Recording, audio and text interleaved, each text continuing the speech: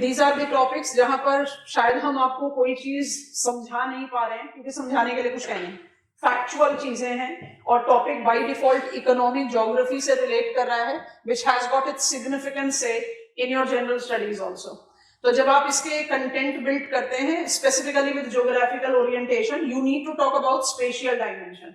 बाकी जितने programme and policy है, चाहे आप जनरल स्टडीज में आंसर लिख रहे हो, चाहे आप आंसर ऑप्शनल के लिए लिख रहे हो, you have to focus it with a point of difference. जब आप जनरल स्टडीज में आंसर लिखते हो तो आप बहुत स्पेसिफिकली हाईलाइट करते हैं फैक्ट्स एंड फिगर्स कि it is for this many years. Tenure जो है, टेन्योर तो खैर हम भी आइडेंटिफाई करते हैं, what is the outlay, how it has been distributed in different districts और स्टेट्स ऑफ द कंट्री। मतलब आप बहुत फोकस करते हो with facts and figures. In optional this topic is covered with the frame. अब हम वो कन्वेंशनल फ्रेम ले रहे हैं। मान लीजिए मुझसे क्वेश्चन ऐसा भी पूछा जाए ऑप्शनल में, in order to push textile sector in India, what are the important government policy or program? यही क्वेश्चन जीएस में आए और यही क्वेश्चन ऑप्शनल में आए, आंसर राइटिंग का कंटेंट डिफर कर जाएगा। ऑप्शनल में आपको उसको किस फ्रेम के साथ एसोसिएट करना पड़ेगा कि जेनेसिस और डेवलपमेंट इंडिया ने अपने आप को कैसे हाईलाइट किया है as one of the major player, not just in textile, in the range of textile. और उस रेंज ऑफ टेक्सटाइल में आज की चैलेंज क्या है? We are more known for natural fibres और global market is more for man made fibre, and that is the reason we are having focus on textile diversification. तो इसका क्या मतलब? हम टेक्सटाइल डाइवर्सिफिकेशन में जो कन्वेंशनल नेचुरल फाइबर्स हैं उनको डिक्लाइन आउट कर दे रहे हैं, जीरो आउट कर दे रहे नहीं। तो हमारी जो पूरी लिस्ट ऑफ टेक्सटाइल पॉलिसी है, उसके फोकस पॉइंट पर अपने आंसर क्रिएट कर सकते हो।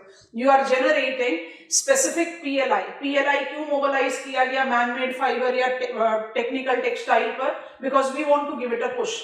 अब आप इसको जनरल स्टडीज पर्सपेक्टिव में लिखोगे तो आप स्पेसिफिक प्रोग्राम्स के बारे में लिखते चले जाएंगे, you will not create the background work. क्योंकि कई बार हम ये सोचते हैं कि देयर आर मेनी इंसिडेंट्स जब एक ही साल क्वेश्चन पेपर में जीएस और ऑप्शनल में near similar types of question आए हैं, तो ऐसा लगता है कि हम क्या रिपीटेड आंसर लिखेंगे। अगर कंटेंट रिक्वायर्ड है to be repeated, you have to write repeated. It can not be कि मुझे डिफरेंट लिखना है। जैसे एक बहुत फुलिश सा एग्जांपल दे रहे हैं, आपको मैप मार्किंग में मार्क करने के लिए कहा गया माउंट एवरेस्ट, जो नहीं पूछा जाएगा, नेपाल में इंडिया में नहीं है, बट नमचा बरुआ भी पूछ चुका है एग्जामिनेशन। तो हाइपोथेटिकली आपसे बोला गया भी माउंट एवरेस्ट मार्क करो, तो आप थोड़ी ना कोई फुलिशनेस लेकर चलोगे कि मैं वो वाला डिटेल्स नहीं लिखने वाला जो सब लोग लिखेंगे कि it is highest peak of the world. वो तो फैक्ट है, वो तो लिखना ही पड़ेगा। So when the things are factual, उसके साथ ज्यादा प्ले नहीं करते, उसको फैक्टफुली ही लिखते हैं। बस एक ज्योग्राफिकल एज के लिए दो चीजें आप अप्लाई करोगे। कोई भी इंडस्ट्री का specifically in paper 2 I applied to paper 1 also, locational characteristics को हम जज करते हैं, और वो लोकेशनल कैरेक्टरिस्टिक्स को जज करने के लिए आप मैप ओरिएंटेड अप्रोच दे सकते हो पहला, या दूसरा आप जो लोकेशनल थियरीज हैं उनका सपोर्ट ले सकते हैं। जैसे हमने आपको कहा आयरन स्टील जो है वो क्या है? Raw material oriented. टेक्सटाइल क्या है? फुटलूज। क्या सारे टेक्सटाइल फुटलूज है? कौन सा टेक्सटाइल है जो footloose? Cotton textile. To some extent I can say silk, but आप बोलोगे नहीं, सिल्क को फुटलूज नहीं बोल सकते, वो डाइवर्सिफाइड रॉ मटेरियल है। क्योंकि आप किस किस तरह के सिल्क प्रोड्यूस कर रहे हो, सिर्फ मलबरी सिल्क थोड़ी ना प्रोड्यूस कर रहे हो, you are producing eri, muga and then tropical and oak tasar. Tasar को एक काउंट किया जा सकता है, पर हमने आपको एडवाइस किया कि दोनों काउंट करो, क्योंकि silk board of India identifies we are producing 5 different types of silk.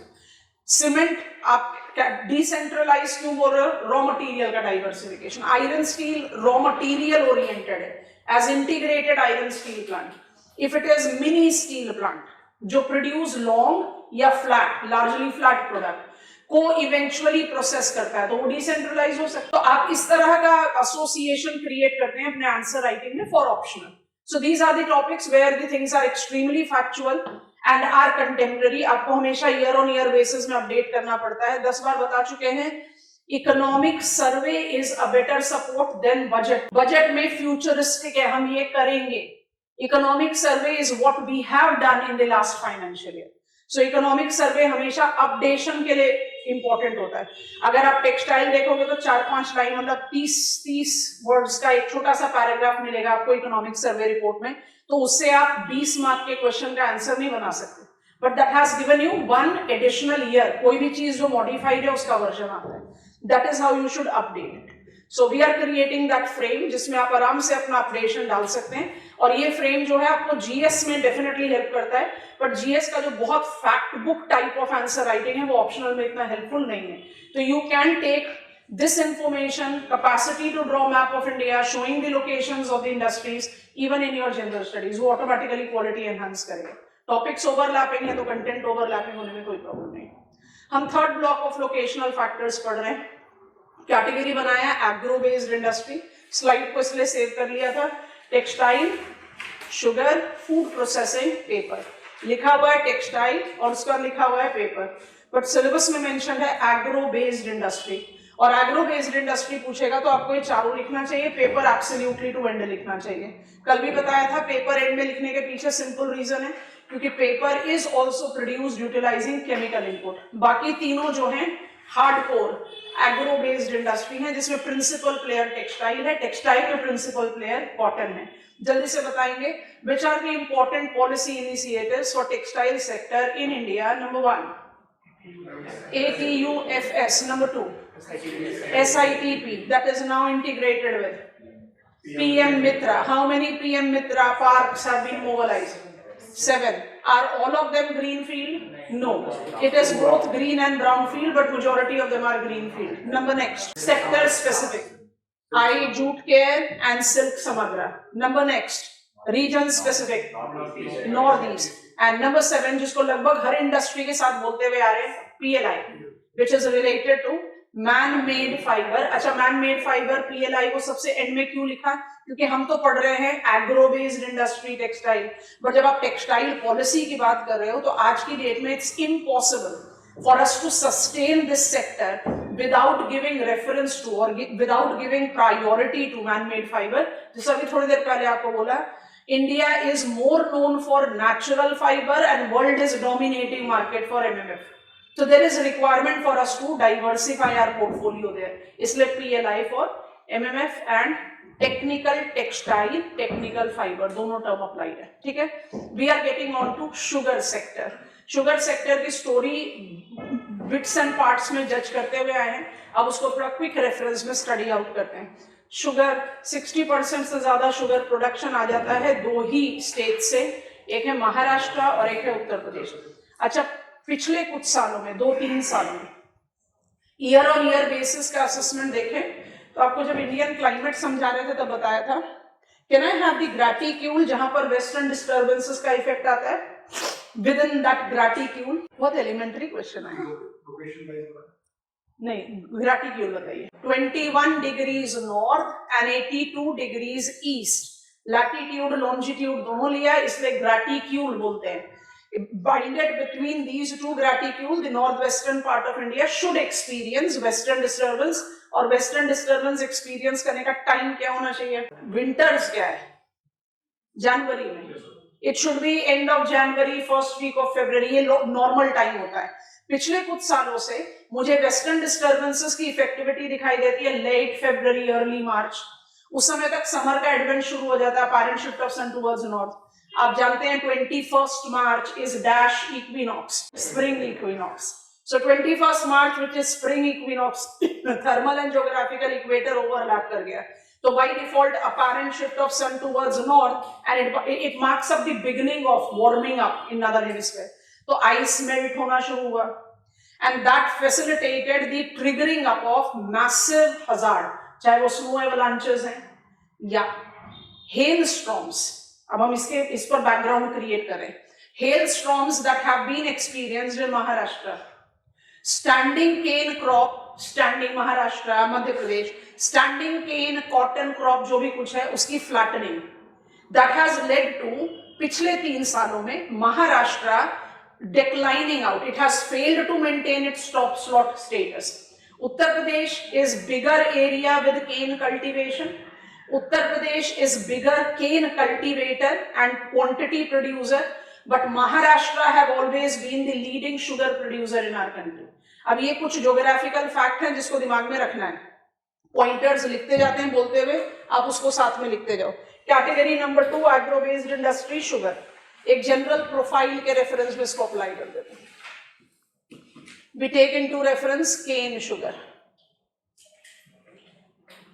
And when I am taking a preference of cane sugar, आज की डेट में तो बहुत सारी वैरायटीज हैं और वो वैरायटी का सेग्रीगेशन भी शुगर पॉलिसी में इंक्लूडेड है. अब will talk about that, but principally we take into reference जो कन्वेंशनल है. केन शुगर को आप 3 कैटेगरीज में डिवाइड करते हो, crystal sugar and raw sugar बोलते हैं इसको. रॉ शुगर अगर एक कैटेगरी लो तो भी सही है, नहीं तो उसी को सब कैटेगराइज कर दें या फिर अलग अलग तीनों को लिख दें. इट इंक्लूड्स गुड़, दैट इज जैगरी एंड खंडसारी. ठीक है, तो कन्वेंशनली शुगर प्रोडक्शन, वर्ल्ड में तो शुगर प्रोडक्शन के 3 सोर्सेज हैं. केन है, शुगर बीट है और डेट्स है. केन होता है ट्रॉपिकल क्रॉप, डेट्स हुआ tropical dryer climate crop. Can you recall date palm का क्या स्पेसिफिक टैग था when we were learning desert ecosystem? कोशिश जल्दी, आज टारगेट कर रहे हैं मैन्युफैक्चरिंग का सारा सेगमेंट खत्म करें, जल्दी बताइए. Oasis. Date palm represent that type of desert plant which is not xerophyte, which is not pheriatophyte, which is not succulent, because it is located where? It is located along oasis, the permanent water location in desert. चाहे वो tropical desert है, चाहे वो subtropical desert है. Subtropical desert ज्यादा popularly नहीं जाना जाता, इसलिए हमने आपको 3 oasis के नाम बताए थे तकलामकान desert में, होतान, सच्चे, काशी. तो डेट पाम से भी शुगर प्रोड्यूस होता है ड्रायर एरियाज में. शुगर बीट से भी शुगर प्रोड्यूस होता है सब ट्रॉपिकल टेम्परेट लोकेशन में.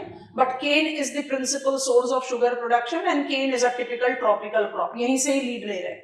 तो इंडिया में जो शुगर प्रोडक्शन है, of course it is one of the traditional activities, but it has marked up its modern beginning वही second half of 19th century. इसका जो production purview it goes up with, I'll write Maharashtra first and Uttar Pradesh later. ये दोनों leading producer हैं. पिछले 3 सालों को अगर हम नोटिस करेंगे तो Uttar Pradesh have been showing more production quantity wise than Maharashtra. But हम ईयर ऑन ईयर बेसिस का जजमेंट नहीं ले रहे, जनरल ओवरव्यू ले रहे. तो Maharashtra, I put it this way, ये दोनों स्टेट कंबाइन करके 60% plus of the total output contribute करते हैं. नहीं तो अदरवाइज शुगर मिल्स हमारे पूरे कंट्री वाइड एरिया में कन्फाइंड है, तो डिसेंट्रलाइज्ड है, क्योंकि शुगर केन प्रोडक्शन भी बहुत बड़े एरिया में. इसमें महाराष्ट्र और उत्तर प्रदेश को जब हम कंपेयर करते हैं तो महाराष्ट्र हमेशा एक अपर एज लेकर चलता है उत्तर प्रदेश से. इसके पीछे नेचुरल रीजंस भी हैं और इसके पीछे कल्चरल रीजंस भी हैं. ठीक है, दोनों चीजों को हाईलाइट करते हैं. What is the reason that Maharashtra always apply itself as a better player when it comes to sugar? Maharashtra is more tropical. Uttar Pradesh is a subtropical climate. Cane is a tropical crop. आप बोलोगे नहीं तो फिर उत्तर प्रदेश में भी तो subtropical होने पर क्या होता है? हम तो इंडिया को tropical climate ही बोलते हैं. Cane is non-traditional plantation. सो तो करते हो एज खरीफ क्रॉप, लेकिन वो एग्जिस्ट करता है साल, 1.5 साल, लगभग 2 साल. इसका मतलब क्रॉप को बियर करना पड़ता है विंटर सीजन. और ये winter season is the reason कि उत्तर प्रदेश इतना फेवरेबल कंडीशन नहीं क्रिएट करता for sugar cane as compare to Maharashtra, क्योंकि वहां पर क्लाइमेटिक कंडीशन सारे साल भर रिक्वायर्ड वार्म रहती है. Uttar Pradesh, Bihar, Punjab winters becomes grim. And because it is non traditional plantation तो रहेगा ना 1.5 साल तक, तो 1-2 विंटर तो बाय डिफॉल्ट एक्सपीरियंस करना पड़ेगा. ट्रॉपिकल क्लाइमेट की होने की वजह से quality of cane is better. I just write quality greater than quality है. और इस क्वालिटी को आप किसके साथ एसोसिएट करते हैं? सुक्रोज से. Sucrose is the term applied to denote cane juice. Tropical climate है तो वहां पर जो केन कल्टीवेटेड है उसका क्वालिटी हाई है, उसमें सुक्रोज कंटेंट हाई है compared to that of Uttar Pradesh. दूसरी चीज ये हो गई. तीसरी चीज है crushing period. It has got longer and it has got significantly shorter crushing period. ये बड़ा इंपॉर्टेंट चैलेंज है शुगर सेक्टर का. अगर आप इसको थोड़ा सा डिफरेंट तरीके से सप्लीमेंट करना चाहें तो हम ये कह सकते हैं कि जितने ट्रॉपिकल लोकेशन है, माने ट्रॉपिक ऑफ कैंसर के साउथ में because I cultivate cane in Maharashtra, Andhra Pradesh, Telangana, Karnataka, Tamil Nadu, पूरे you have seen the cane cultivation areas. जितना ट्रॉपिकल एरिया है वहां क्वालिटी ऑफ केन ज्यादा है और उसकी पेरिशेबिलिटी लो है, मतलब हार्वेस्ट करने के बाद आपका सुक्रोज लेवल इतनी तेजी से डिप्लीट नहीं करता ट्रॉपिकल में जितनी तेजी से डिप्लीट करता है इन सब ट्रॉपिकल एरिया। तो ये सब तो नेचुरल बेनिफिट्स हुए, और इस बेनिफिट के साथ एक और बेनिफिट आता है, वो थोड़ा सा कल्चरल है। Here you have got more cooperative functioning, here you have more private players. Cooperative में क्या होगा? सबका फायदा। प्राइवेट में क्या होगा? केन ग्रोअर्स का फायदा तो मिल ओनर्स का नुकसान, मिल ओनर्स का फायदा तो केन ग्रोअर्स का नुकसान। I hope you are understand. तो जो टसल है ना, वो टसल बहुत स्ट्रांगली इन्फ्लुएंस करता है शुगर मिल्स को इन नदर्न पार्ट ऑफ इंडिया। हमने नदर्न पार्ट ऑफ इंडिया में उत्तर प्रदेश का सैंपल लेके समझने की कोशिश की। I think this is comfortable. तो this is a general profile, very well decentralised industry, but and why it is decentralised, जल्दी बताओ। क्योंकि आप इसको ना एग्रो बेस्ड इंडस्ट्री के अंतर्गत लिखोगे ना, तो आप इसको थोड़ा सा कस ब्रीफ बनाएंगे, आपका main focus of answer writing जाएगा टेक्सटाइल पर। It's decentralized. Why? Because cane cultivation is decentralized. Which type of industry? Sugar industry is raw material oriented. क्या reason? cane bulkier है और perishable है। cane को ट्रांसपोर्ट करें उससे ज्यादा चीप पड़ता है शुगर को ट्रांसपोर्ट करें, और पेरिशेबल है क्योंकि कटिंग के बाद, हार्वेस्टिंग के बाद उसको स्विफ्टली क्रशिंग पे डालना है। जितना डिले करोगे by default the sucrose level will deplete both in quality and quantity. ठीक, तो केन हो गया decentralise because of vast area of cane cultivation, but बहुत इंपॉर्टेंट है रॉ मटेरियल ओरिएंटेड। यहां पर आपके पास कोई और सोर्स नहीं है। And what is the reason? दोनों चीज, raw material is bulky and is perishable. Base तैयार हो गया, फटाफट से डिमार्केट आउट करते हैं challenges to be catered by the sugar policy, और वहीं पर हमें एसोसिएट करना है अपनी study of bio energy sources, box item बनाएंगे। ठीक है, done till here. Next pointer जरूर से लिखेंगे। With crystal sugar India makes second major producer in world after Brazil. Next, the sector has been heavily regulated. Boldly underline कर लो इस expression. The sector has been heavily regulated to balance. तीन चीजें लिख रहे हो, तीन arrows बना लो. Farmers' welfare, consumers' need, and industrial stability. Next pointer, the sector continues to suffer with challenges. Underline कर लो challenges. Category बनाओ 1, raw material related. Underline कर लीजिए, 2 pointers लिख रहे हैं। With lower productivity, दूसरा point लिख रहे हैं। Fluctuations in supplies, ब्रैकेट में 2 चीजें लिखोगे। क्यों है भाई fluctuations in supplies? Failure of crop भी है and lack of retention of cane cultivators to cane cultivation. ये सब पास तो फ्लक्चुएशंस इन सप्लाई ब्रैकेट में लिख लो। Failure of crops, NFSM, cash crop, cane component thus has been mobilized। और दूसरा क्या है? Failing to sustain cane cultivators to cane cultivation. तो पहला प्रॉब्लम रॉ मटेरियल ओरिएंटेड है, दूसरा प्रॉब्लम इसी से रिलेटेड है, इसलिए दूसरे नंबर पर उसको लिख देते हैं environmental challenges. It involves both water scarcity and climate change effect. ठीक है, तीसरा प्रॉब्लम को ऑपरेशनल इनसफिशियंसी में डाल दीजिए, which gets magnified with shorter crushing period and what are its dimension? तो arrows करके कर लें, outdated technique। दूसरे पॉइंट में लिख दें small fragmented mills, और तीसरे पॉइंट में लिख दें delay in transportation। Final category of problem को financial and market oriented group में डालेंगे। फाइनेंशियल एंड मार्केट, ठीक है। इसके सब पॉइंटर्स बनाएंगे। पहला है हाई प्रोडक्शन कॉस्ट, दूसरा है प्राइस वॉलेटिलिटी, एंड फाइनल है डिलेड फार्मर्स पेमेंट्स। लगभग सारे ब्लॉक में, 4 ब्लॉक में आपको चैलेंजेस बताए, 2 से 3 पॉइंट लिखे हैं।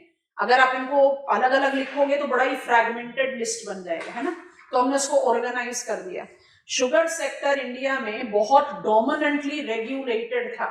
जब हमने ग्रीन रेवोल्यूशन जनरेशन 1 की बात की थी, तब हमने आपको बताया success of generation 1 green revolution marked the establishment of food corporation of India, beginning of the culture called buffer stock in India, genesis of fair price shop, and distribution under public distribution system. It was omnipresent. It was for every Indian household, and every household was entitled to quantity of essential commodity through fair price shop, which included sugar. 1991 तक, थोड़ा सा ऐतिहासिक, इतना details में नहीं जाना, but control अभी भी है, कंट्रोल अभी तक भी खत्म नहीं। 1991 तक, जैसे हमने आपको एल्यूमिनियम और सीमेंट में समझाया था, 89 में डी कंट्रोल हुआ है, 91 में डी लाइसेंसिंग हो गया। Pre 1991 sugar sector was under the domain of public sector players. आज की डेट में पब्लिक प्लेयर्स कोई नहीं दिखता मुझे शुगर में, या तो ये कोऑपरेटिव रनिंग है या प्राइवेट रनिंग है। शुगर को आपने एसेंशियल कमोडिटीज लिस्ट में रखा, डुअल प्राइस स्कीम पर अप्लाई करके रखा। It was government procuring agencies which were procuring sugar, largely produced by public sector player, distribution omni throughout the country's household via fair price shop. तो automatically आप pre 1991 का scenario देखेंगे तो maximum household were more than happy with the quantity of sugar that was been availed to them. Open market के लिए market ही कितना था, बहुत लिमिटेड नंबर ऑफ, मतलब हाईएस्ट एलीट पॉपुलेशन, और हाईएस्ट एलीट पॉपुलेशन कितना मार्केट शेयर ले रहे थे, बहुत minimal. Export channels totally regulated थे। तो नट शेल प्राइवेट प्लेयर्स के लिए कोई खास मौका ही नहीं था कि शुगर में एंटर करे। जब डी कंट्रोल और डी लाइसेंसिंग हुआ तो it was a leaps and bounds of the growth with private players coming in. और आज की डेट में I take this sector to be private and cooperative, but जो हमने बिगनिंग में लिखा है, this sector continues to be highly regulated, क्योंकि मुझे 3 कैटेगरीज का इंटरेस्ट सेव गार्ड करना है। कौन कौन सी कैटेगरी का? Engaged farmers, engaged consumers, I hope you are taking on, and market की volatility. You have to stabilize this sector, और हम उसी पर फेल हो रहे हैं। उस पर फेल होने के पीछे का रीजन क्या है? चैलेंजेस तो सारी कैटेगरीज में, कोई भी एग्रो बेस्ड इंडस्ट्री का सबसे कॉमन चैलेंज, अब ये सब ना कुछ पंच लाइंस है, बॉटम लाइंस है, जिसको दिमाग में रखोगे तो पॉइंट्स मिस आउट नहीं होंगे। एग्रो बेस्ड इंडस्ट्री का इंडिया जैसे क्लाइमेटिक कंडीशन में सबसे मेजर चैलेंज ही ये होगा कि रॉ मटेरियल की सप्लाई कंसिस्टेंट नहीं है। रॉ मटेरियल की सप्लाई कंसिस्टेंट क्यों नहीं है? क्योंकि क्रॉप फेलियर बहुत कॉमन है शुगर केन के चक्कर में। अच्छा, क्रॉप फेलियर क्यों कॉमन है? पॉइंट 2 पर लिखवा दिया, एनवायरमेंटल चैलेंजेस है। It is change of the climate and it is scarcity. India is water stressed country. Water resources आपको रीजनल प्लानिंग में बताएंगे, 3-4 बार बोल चुके हैं। So when I take reference of lack of availability of irrigation, rain-fed agriculture, change of the climate, precipitation in unpredictable है, so all that combines. दूसरा, I am failing to retain cane cultivators to cane cultivation.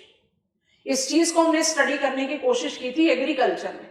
जब आप cotton cultivators की बात करते हो या आप किसी और क्रॉप की, आप किसी भी और क्रॉप की बात करें, जूट की कहानी थोड़ी सी अलग है, पर कॉटन को अगर आप कंपेयर करें, जो national food security mission cash crop में 3 कंपोनेंट है, उसमें अगर आप कॉटन की बात करोगे तो problem is more about climate change, lack of dependable yield because of climate induced hazard and etcetera. Cane की कहानी इसलिए अलग है, जूट तो राइस के साथ कॉम्पिटिशन, हटा दो। केन इसलिए है क्योंकि केन कल्टीवेटर्स जो है वो कंसिस्टेंटली केन कल्टीवेट करते नहीं है। क्यों नहीं करते हैं?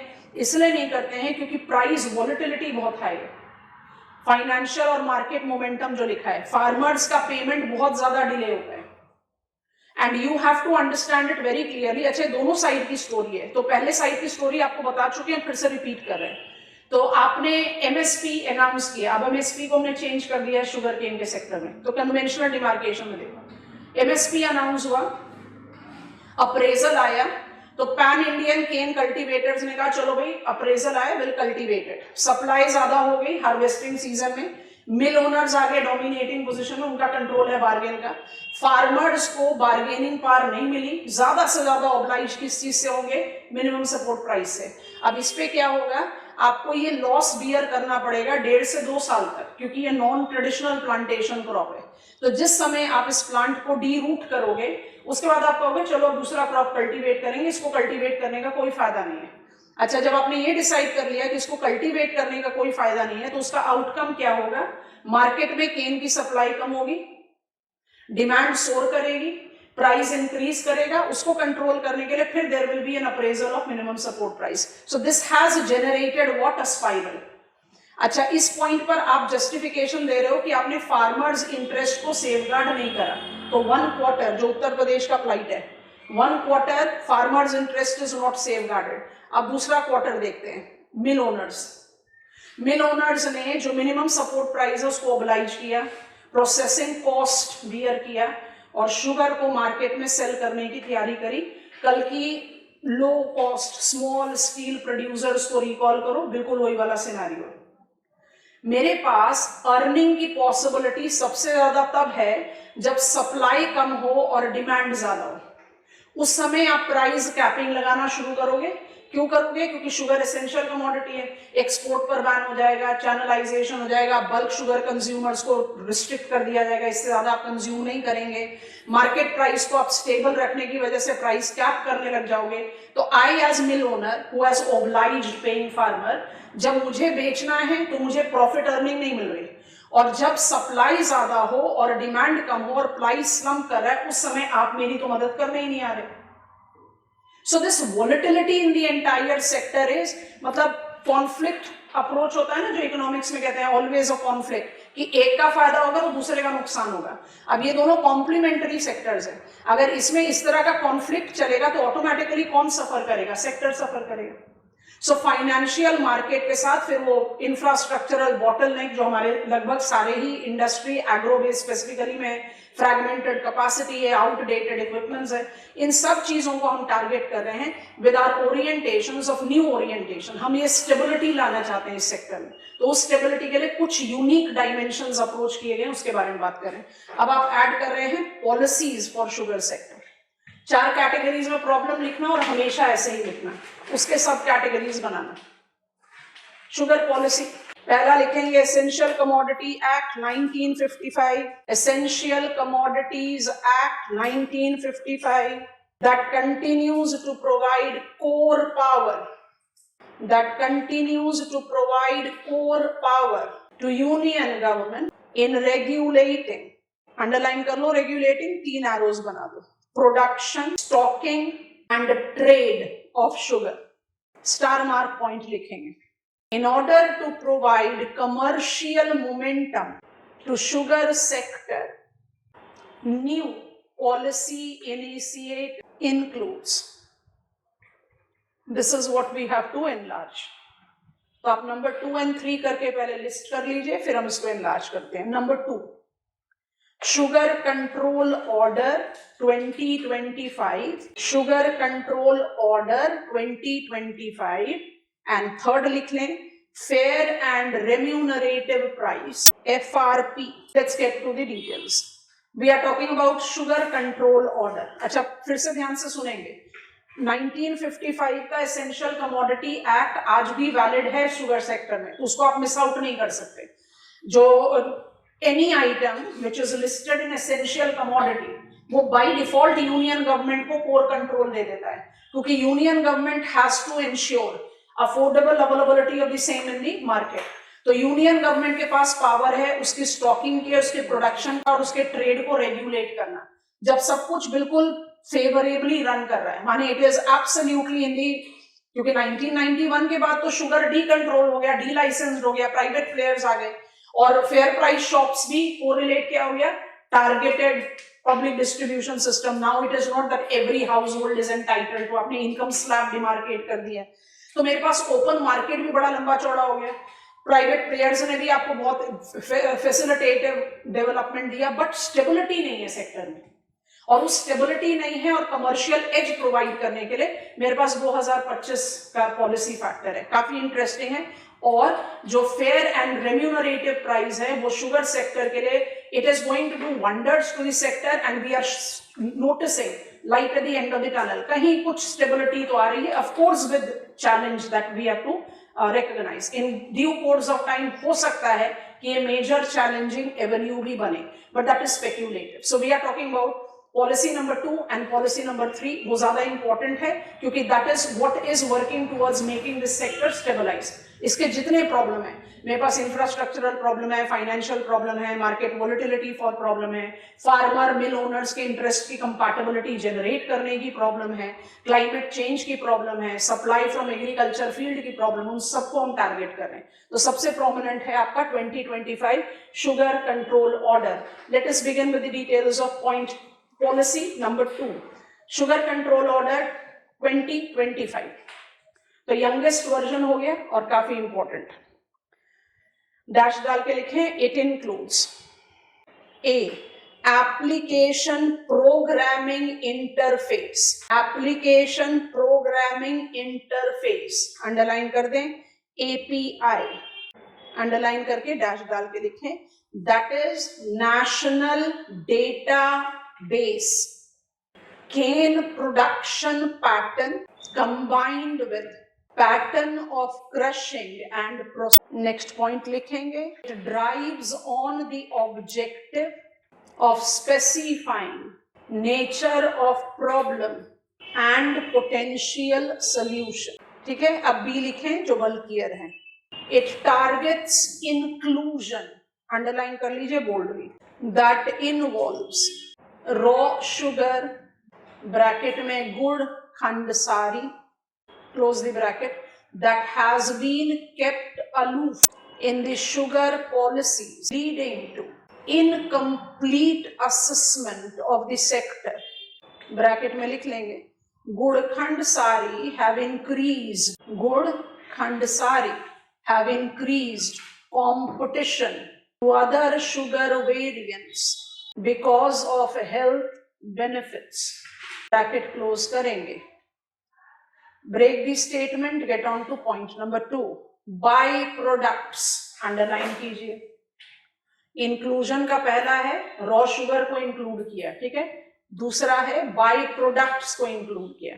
अब इसकी भी कैटेगरीज हैं, तो बाय प्रोडक्ट्स अंडरलाइन कर लो, पहला सब पॉइंट बनाएंगे, that includes bagasse bracket cellulosic raw material for paper BAGASSE। Next लिखो मोलासेस, ब्रैकेट में डालेंगे, forms the feed stock for production of ethanol, and final लिखेंगे प्रेस मड केक्स, ब्रैकेट में लिख लो, involves the potentiality as bio compost. ठीक है, अब इंक्लूजन पार्ट 3 में आ जाइए।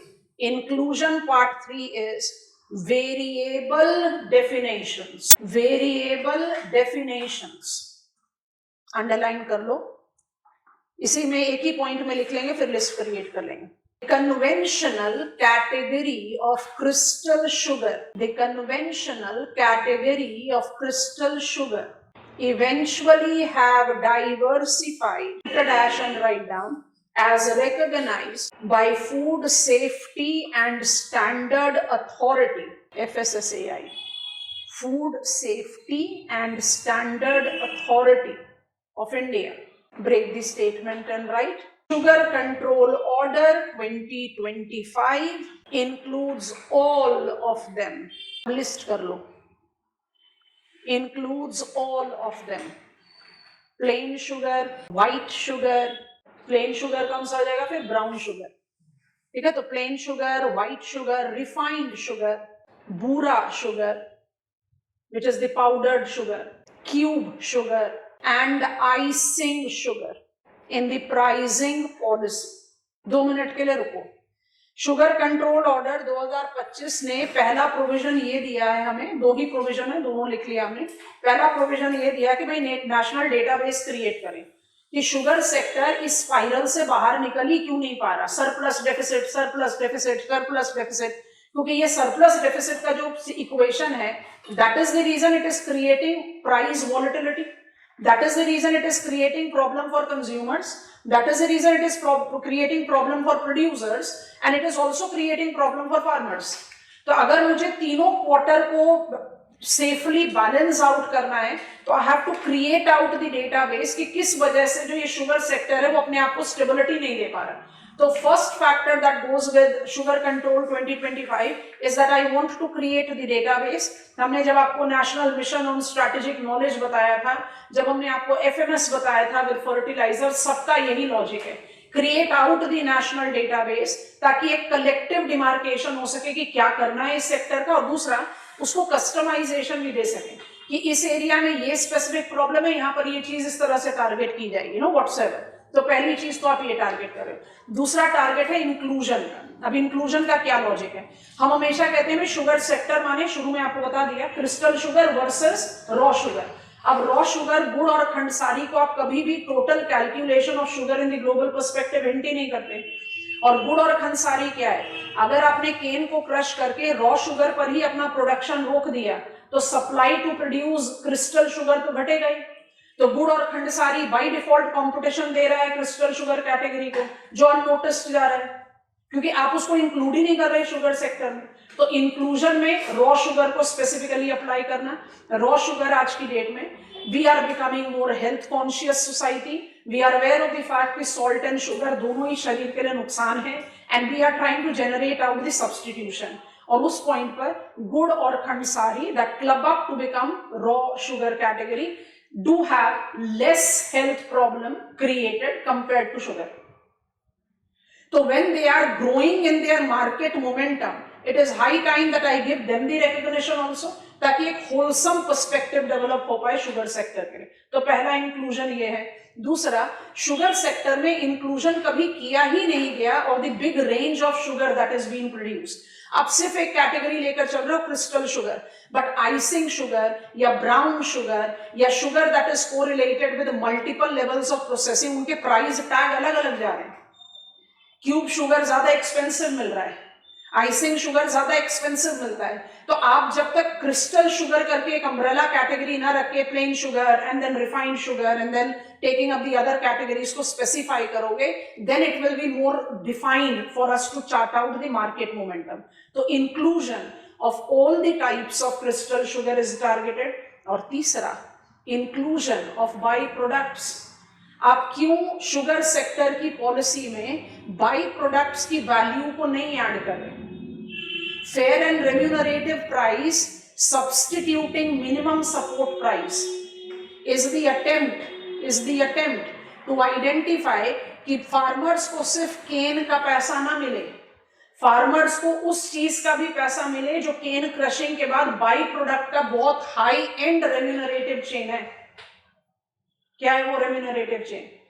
एथेनॉल को ही पकड़ लो, बस अभी बॉक्स आइटम क्रिएट करवा रहे हैं, एथेनॉल को ही पकड़ेंगे, फेयर एंड रेम्यूनरेटिव प्राइस के बाद बॉक्स आइटम बताएंगे। Ethanol blend with petrol, molasses का इस्तेमाल आप कर रहे हो एथेनॉल प्रोडक्शन में, 20% ब्लेंड विद पेट्रोल का टारगेट लेकर चल रहे हो। ऑयल एंड मार्केटिंग कंपनीज जब मोलासेस को एक्वायर करने लगेंगी बायोडीजल पॉलिसी 2018 के अंतर्गत, तो आप सोचो कि शुगर मिल ओनर्स को कितना रेम्यूनरेटिव बैक मिल रहा है। तो वो रेम्यूनरेशन क्या फार्मर्स के पास नहीं जाना चाहिए?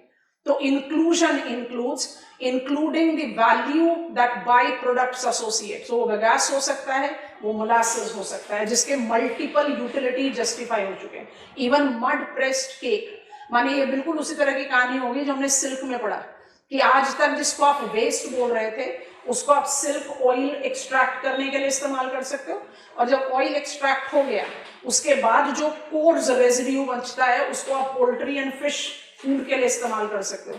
तो जो मड प्रेस्ड केक्स हैं वो बिल्कुल वो रेजिड्यू हैं जो सारा काम खत्म हो जाने के बाद आपके पास बचता है, उसकी भी वैल्यू है बायो कंपोस्ट। तो inclusion of raw sugar, inclusion of variable commercial varieties of crystal sugar, and inclusion of all high valued byproduct। अब आ जाओ पॉलिसी नंबर 3 पर, उसके साथ बॉक्स आइटम और एक इमेज देखाएंगे, उसको आप कॉपी डाउन करेंगे। Number 3, It's fair and remunerative price. Fair and remunerative price. पहला थोड़ा सा बैकग्राउंड स्टेटमेंट है, उसको लिख देते हैं. पॉइंट 1 है द शुगर कंट्रोल ऑर्डर 1966, जिसको हम सप्लीमेंट कर रहे हैं 2025 से. Sugar control order 1966 marked up minimum support price for sugar cane. Presently, it is substituted by fair and remunerative price that sugar mill owners have to oblige. Put a dash and write down. Forms legal mandate rather than government assurance that goes with MSPs. Break the statement. Separate minimum selling price. Separate minimum selling price for sugar is also defined to safeguard economic interest of mill owners. In the domain of National Biofuel Policy 2018, ethanol blended petrol program involving fixed remuneration bracket में लिख लो price, और ethanol procurement for oil marketing companies. Break the statement and write higher remuneration for cane juice compared to heavy molasses. रुके 2 minute के लिए. यहाँ पर जो डिबेट है वो शुरू होता है, उस डिबेट के लिए हम बॉक्स आइटम बनाएंगे. शुगर सेक्टर में उसको लिखने की जरूरत नहीं है. We have taken 2 contemporary policy initiatives. Essential Commodity Act 1955 अभी भी कहीं पर गया नहीं है, वो है. तभी शुगर सेक्टर को आज भी आप एक बहुत रेगुलेटेड सेक्टर के तौर पर जानते हैं. उसके अलावा जो कंटेम्प्रेरी मोबिलाइजेशन है उसमें आपका शुगर कंट्रोल ऑर्डर 2025 जो 1966 को सप्लीमेंट कर रहा है, और fair and remunerative price with minimum selling price. तो फेयर एंड रेम्यूनरेटिव प्राइस को आप इंक्लूजन से डिराइव करो. Fair and remunerative price to farmers minimum support price में. तो एमएसपी के मुकाबले में फेयर एंड रेम्यूनरेटिव प्राइस में डिफरेंस क्या हो गया? MSP is government assurance, fair and remunerative price legal mandate है. आपके ऊपर केस किया जा सकता है अगर आप उसको ना दें. तो why it is fair and remunerative? आप कोई स्टैंडर्ड लेवल नहीं बना रहे हो. फेयर किस कंटेक्स्ट में जज कर रहे हो? इंक्लूजन के कंटेक्स्ट में. गुड़ खंड सारी भी इंक्लूडेड है, डिफरेंट वैरायटीज ऑफ शुगर भी इंक्लूडेड है, और बाई प्रोडक्ट भी इंक्लूडेड है. जो वैल्यू उन सबको मिला जुला कर होगी उसी के हिसाब से फार्मर को उनका ड्यू मिलना चाहिए. तो हो गया fair and remunerative pricing.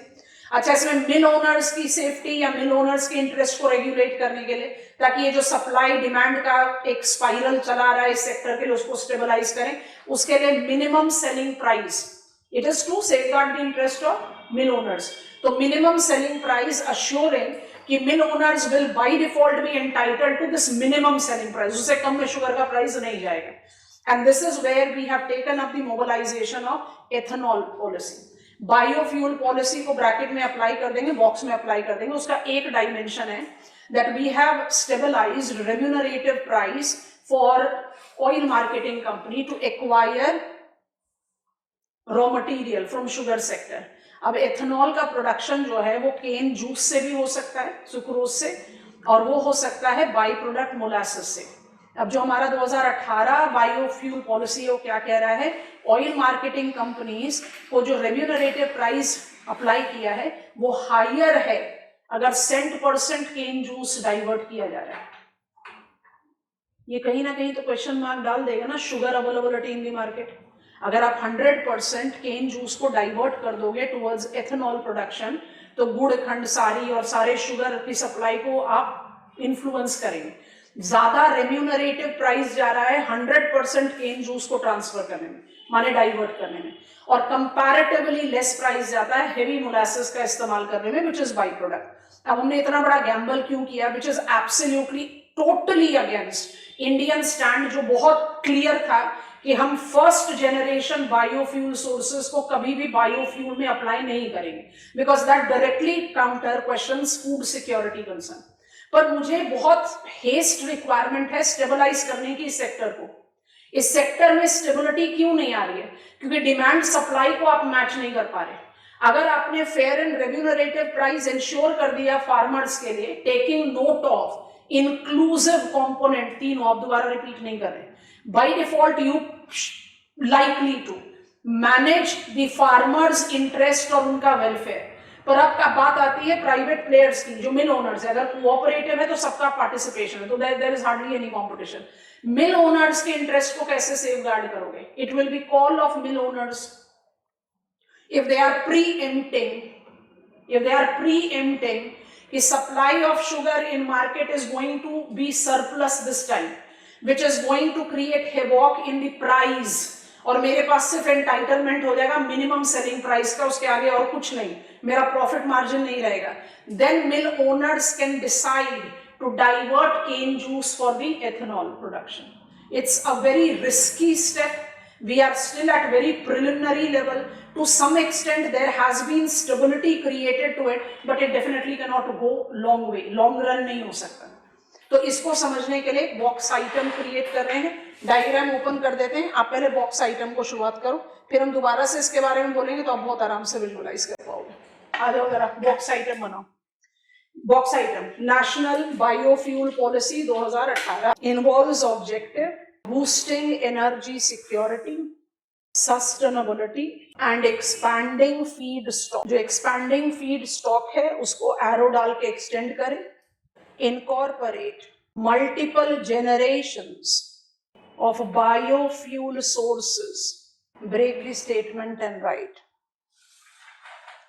With priority of ethanol blending petrol program targeting up to 20% of blending, targeting up to 20% of blending. Generations of bioenergy are categorized as 4. First generation is edible biomass. आपने बस इस box item से पहले जो information लिखी है कि oil marketing company का जो रेम्यूनरेटिव प्राइस होगा वो हायर होगा अगर केन जूस को आप सेंट परसेंट डाइवर्ट करते हो, तो वो कौन सा generation of bio mass energy हुआ? जनरेशन 1, जहां एडिबल मतलब जिसको आप खा सकते हैं, एडिबल सोर्सेस को आप डाइवर्ट कर रहे हो। एडिबल सोर्सेस को जब आप डाइवर्ट करते हो तो शुगर केन यहाँ पर बहुत इंपॉर्टेंट कॉन्स्टिट्यूएंट है, जिसके कंटेक्स्ट में हम लर्न कर रहे हैं। जब आप सेकेंड जनरेशन की बात करते हो तो it is non edible biomass. Non edible biomass में मोलासेस बहुत अच्छा केस है। Non food biomass like agriculture, forest waste, switch grass, municipal solid waste and also molasses, जिसको आप एथेनॉल में डालें। बट हेवी मोलासेस को आप क्या कह रहे हो? Lesser remunerative price. ये करने की जरूरत क्या हुई? फेयर एंड रेम्यूनरेटिव प्राइस करके आप फार्मर्स वेलफेयर को इंश्योर कर रहे हो, और डाइवर्जन को जस्टिफाई करके आप इंश्योर कर रहे हो कि मिल ओनर्स भी अपनी अर्निंग को स्टेबलाइज कर पाए, क्योंकि मुझे दोनों ही क्वार्टर को अप्लाई करना है। मल्टीपल जनरेशंस की बात होती है तो we do have third generation as algal biomass and fourth generation which is with the technologies. You are taking up the reference of multiple breakthrough that utilizes genetic engineering to generate on the biomass energy. आप इस list को copy down कर लें और हमें go ahead दे दें, box बंद कर देंगे। फर्स्ट जनरेशन में आएगा sugar cane juice, second generation में आएगा मोलासेस। उसी कंटेक्स्ट में हमने इस इंफॉर्मेशन को ऐड कर लिया। नेशनल बायोफ्यूल पॉलिसी 2018 भी हमारे रेडार पर आ गया। एग्जाम्पल्स भी ऐड कर दिए हैं डायग्राम के साथ, तो आप फटाफट से कैटेगरी को लेकर कुछ एग्जाम्पल साथ में कॉपी डाउन कर सकते हैं। फूड सिक्योरिटी कंसर्न्स को देखा जाए तो जनरेशन 2, 3 एंड 4 होना चाहिए, जनरेशन 1 नहीं होना चाहिए। FAO क्या बोलता है? Global food basket is sufficient to fulfil the food requirement of world quantity and quality wise. Problem किस वजह से हो रही है? Climate change, crop failure and diversion. Diversion के 2 dimension, diverting arable land for non cultivation purpose and diverting food crops for non food utilization. तो कौन सा जनरेशन ऑफ बायोफ्यूल हो गया? First generation. API inclusion, fair and remunerative price with minimum selling price. are the new policy initiative for sugar sector to stabilize it. Done. Box item बंद करेंगे. We are learning agro-based industries. Textile के बाद हमारा next lead आया sugar. Sugar को हमने understand कर लिया that though we are a globalized economy, sugar अभी तक भी इसी tag के साथ जा रहा है that it is highly regulated. और इस regulation को ease करने के लिए, sector को stability देने के लिए, there are quite milestone modifications that we have mobilized 2025. Sugar Control Order 2025 to replace Sugar Control Order 1966. But control खत्म नहीं होना क्योंकि Essential Commodity Act 1955 still remains valid. I think this is done. Quickly getting on to next category, food processing. In the ages of Ministry of Food Processing, point 1 is considered to be dominating constituent of agro-based industries. Incorporate threefold objectives. Bubble points बना के लिख लो. Of farm to retail. Next, empowering farmers. Last, enhancing value with market expansion. How farmers will get empowered with food processing? हमने आपको simple point लिखा है farmers empowerment. उसमें क्या add कर सकते हो? कई बार बताया आपको. फूड प्रोसेसिंग से फार्मर्स कैसे एम्पावर, वैल्यू एडिशन, रिटेंशन, और दूसरा डिस्ट्रेस सेलिंग खत्म होगी ना, तो फार्मर्स एम्पावरमेंट होगा. ठीक. अच्छा, नेक्स्ट पॉइंटर लिखेंगे. Food processing industries contributes more than 23% of agricultural exports. Prominent programs that correlates with food processing industries incorporate 1, 2, 3. Pradhan Mantri Kisan Sampada Yojana. Next, PLI scheme for food processing industries. PLI scheme for food processing industries. PMFME, that is formalization of micro processing entrepreneurship scheme. Let's build up the details. PM Kisan Sampada Yojana. Sampada stands for Scheme for Agro Marine Processing and Development of Agro Clusters. Scheme for Agro Marine Processing and Development of Agro Clusters. Bracket में लिख दो, began 2017. ठीक है. अब इसका पहला point, integrate itself with 4 different schemes. PIB का image है, जूम अप करते जा रहे हैं. 4 नहीं, 6 different schemes, I'm sorry. और इन सबको आप ऐड ऑन करते जाइए. integrated cold chain and value addition infrastructure. अगर हम इस एक्सप्रेशन को आपको कहें कि सब्स्टिट्यूट करो तो कैसे सब्स्टिट्यूट करोगे? पीएम संपदा में 6 स्कीम्स हैं. जो पहली स्कीम है वो, अब ये सब रिलेटेड एक दूसरे से फॉर श्योर, पर जो integrated cold chain and value addition infrastructure, तो आप इसको थोड़ा सा सप्लीमेंट करने में मदद करोगे. दूसरा टर्म बताओ इसके कंपैरिजन में. Cold chain, primary processing, value addition, secondary processing. Bracket में लिख लो. ठीक है. दूसरा लिखते हैं, creation or expansion of food processing and preservation capacity. Number 3, infrastructure for agro processing cluster.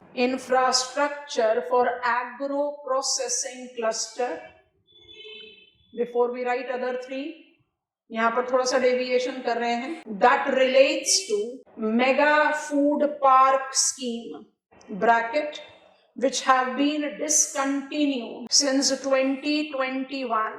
Next point, 41 mega food parks to be developed under the scheme. 25 are operation with left of the mega food park proposed will be completed. अब 25 नाम तो नहीं लिखेंगे, but कुछ नाम जरूर लिखेंगे और इस तरह का मैप भी इवेंचुअली क्रिएट करेंगे रिवीजन साइकिल में. तो some names you can take out from here. Fazilka in Punjab, Una in Himachal Pradesh, Haridwar and Udham Singh, Nalbari in West Bengal, Nalbari in Assam, Murshidabad in West Bengal, Nalbari in Assam, Murshidabad in West Bengal. अब थोड़ा सा peninsula की तरफ चलते हैं तो Surat in Gujarat, Satara in Maharashtra, Tumakuru in Andhra Pradesh, Tumakuru in Karnataka, silk textile में भी बताया था आपको, एंड चित्तूर आंध्र प्रदेश। क्या याद आ रहा है चित्तूर से? अब आपको एग्जामिनेशन में मार्किंग आ गया, आपको मार्क करना है चित्तूर और उसके बाद लिखना है 30 अप्रोप्रिएट ज्योग्राफिकल वर्ड। तो हम सबसे फुलिश काम क्या करते हैं, it's very important town in India, वो काम नहीं आएगा, व्हाई इट इज इंपॉर्टेंट काम आएगा। तो ये तो आप जरूर लिख सकते हैं। जैसे आपने मार्क करा चित्तूर, तो चित्तूर मार्क कर दिए हो तो दिख ही रहा है कि वो सदर्न पार्ट ऑफ इंडिया में, तो ये लिखना it is located in south India foolish है, क्योंकि मुझे एग्जामिनेशन में आउटलाइन मैप ऑफ इंडिया मिलता है, स्टेट की इंटर स्टेट बाउंड्री नहीं है, तो ये लिखना रैशनल है that it is a town in Andhra Pradesh, ये लिख सकते हो। इसके बाद आपको लिखना है व्हाई इट इज इंपॉर्टेंट। तो मेरे ख्याल 2 लेग्स तो हमारी इंपॉर्टेंस की ऑलरेडी आ चुकी है हमारे रेडार पर, एक तो आपके सामने है, it is the operational mega food park. दूसरा क्या याद आ रहा है? चित्तूर पहली बार नहीं पढ़ रहे आप, चिंगारगुंटा गोल्ड माइन, कौन सा जियोलॉजिकल स्ट्रक्चर आंध्र प्रदेश में हो? कडपा। ठीक है, mega food park scheme 41 mega food parks तैयार करने हैं, 25 ऑपरेशनल है, बाकी सबको हम कंप्लीट करेंगे, लेकिन 2021 से मेगा फूड पार्क स्कीम को नॉन ऑपरेशनल कर दिया गया है। वापस आ गए उसी स्लाइड पर, अब बाकी डिमार्केशन को लेते हैं। Number next objective, number next scheme, चौथा, food safety and quality assurance infrastructure, food safety and quality assurance infrastructure। ठीक है, पांचवा, human resource and R&D, research development and food processing, and number छठा, operation greens, heard about it? crops बता दो, operation green, tomato, potato, onions, Operation Green for tomato, potato, onions, दोनों ही category में, primary processing भी, secondary processing भी। ठीक है, 6 schemes हो गए। प्रधानमंत्री किसान संपदा योजना, earlier pre 2021 it was synonymous to mega food park scheme, अब मेगा फूड पार्क स्कीम को हमने डिसकंटिन्यू कर दिया है, कंक्लूड कर रहे हैं इसको। पीएम किसान संपदा involves the objectives, लाइन कर लो ऑब्जेक्टिव, फटाफट से लिस्ट बना लो, बहुत एविडेंट से ऑब्जेक्टिव्स हैं। Development of comprehensive package of infrastructure with efficient supply chain. Number 2, increasing food processing sector in India. Number 3, decreasing distress selling and increase farmers' income. Number next, increasing agro exports and generating employment opportunities. Both evident objectives. Getting on to number 2, PLI scheme for food processing industry, PLIS FPI. Point 1 is a center-sponsored scheme initiated 2021 for 6 years. Incorporate 3 distinctive components. Underline करो components को, dash डालो। पहला है category 1 that includes ready to cook or ready to eat products in 4 categories. A is millet-based products. B is processed fruits and vegetables. C is marine products. And D is dairy products. अब आओ category 2 में, component number 2, इसको category 2 बोल रहे हैं। ठीक है, dash डाल के लिखेंगे, production of innovative organic products, bracket में लिखेंगे of small and medium enterprises. Category 3, mobilization of branding and marketing abroad, mobilization of branding and marketing abroad, further increase external links of agro based industry. मैं 2 minute के लिए रुककर सोचो, मुझे प्रधानमंत्री किसान संपदा योजना या the mobilization of the program that is correlated with PLI scheme for food processing industry ज्यादा डिफरेंस तो नहीं दिख रहा है। इसके भी ऑब्जेक्टिव्स क्या होंगे? इसके ऑब्जेक्टिव्स भी हैं to increase out the market segregation of farm employment generation. तो आपसे अगर कोई स्पेसिफिक प्रोग्राम भी पूछता है तो भी आप आराम से मैनिपुलेट कर सकते हो ऑब्जेक्टिव को, बस इसको अटैच करो, थोड़ा सा लिंक करो। प्रधानमंत्री Kisan Sampada Yojana, the flagship programme in food processing sector, had the most prominent constituent as mega food park scheme. Mega food park scheme के जो 6 स्कीम्स आपने अप्लाई किए, वो नटशेल तो आपको यही बता रहा है ना, that we want to generate distress selling का डिक्रीज, वेस्टेज का डिक्रीज, फार्मर इनकम का increase, mobilizing the infrastructure, job creation. उसमें जो सबसे प्रोमिनेंट पुश दिया गया वो mega food park scheme with cold storage, value addition, processing. I have got the mobilization of mega food park scheme with all these objectives. Mega food park scheme को 2021 में रोक दिया and PLI scheme for food processing industry शुरू कर दिया। इसमें क्या कर रहे हैं आप मेगा फूड पार्क स्कीम के ऑब्जेक्टिव को थोड़ी खत्म कर रहे हैं, आप बस 6 साल का टाइम बाउंड मैनर में उसको पुश दे रहे हो। और जो 6 साल के टाइम बाउंड मैनर में उसको पुश दे रहे हो, उसका ऑब्जेक्टिव क्या है? थोड़ा सा और स्पेसिफिकेशन दे देना। हमारा कैटेगरी 1 में कौन से टारगेटेड प्रोडक्ट्स हैं? आपने लिखा एक मिलेट, दूसरा लिखा फ्रूट वेजिटेबल, तीसरा लिख लिया मरीन, चौथा लिख लिया डेयरी। आप एग्रीकल्चर के सारे ही सेगमेंट को कवर अप कर रहे हो। तो पॉइंट है कि ये सारे प्रोग्राम एक दूसरे से अलग नहीं है, वाटर टाइट कंपार्टमेंट नहीं है, they overlap, their objective goes same, but they are the running programme with different time frame और different objective. Product link incentive का लॉजिक क्या है? आपको इंसेंटिव दिया जाता है if you are increasing the production at cost competitive level compared to the base year production। तो इसमें आप पुश दे रहे हो फूड प्रोसेसिंग इंडस्ट्री के engaged players को that they should get into more and more of the cost competitive production। और जब आप बात कर रहे हो कि प्रधानमंत्री किसान संपदा योजना के मेगा फूड पार्क स्कीम को हमने होल्ड कर दिया है, तो we have got the mobilization of FMEs। अब FMEs और PLI स्कीम फॉर FPI में क्या डिफरेंस आ रहा है उसको जज कर रहे हैं। लास्ट प्रोग्राम लिख रहे हैं prime ministers FME, formalisation of micro processing enterprises scheme. What is the key expression for it? PMFME scheme. क्या पॉइंट पर इसको डिफरेंट जस्टिफाई करेंगे? 2 पॉइंट अपने आप में लिख लो। एक है based on the notion of vocal for local. Next लिखो with one district, one product. Getting it? Mobilized in 2020. It incorporate, list कर लीजिए, common infrastructure, credit linked subsidy, marketing and branding, and capacity building at micro unit levels.